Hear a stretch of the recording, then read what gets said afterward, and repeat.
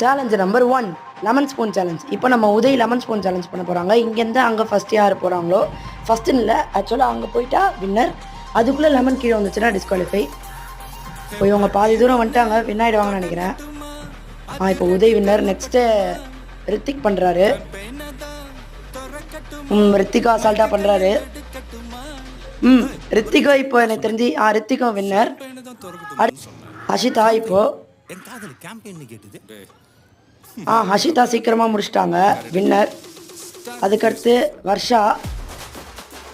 இப்போ வர்ஷா பாதி தூரம் வந்திருக்காங்க, வந்துட்டாங்க. கடைசியாக நான் அபிஷேக் என் பேர். இதோ நான் பண்ணுறேன். இப்போது நான் தான் கொஞ்சம் தடுமாறி பண்ணேன் இவங்க எல்லாரை விட.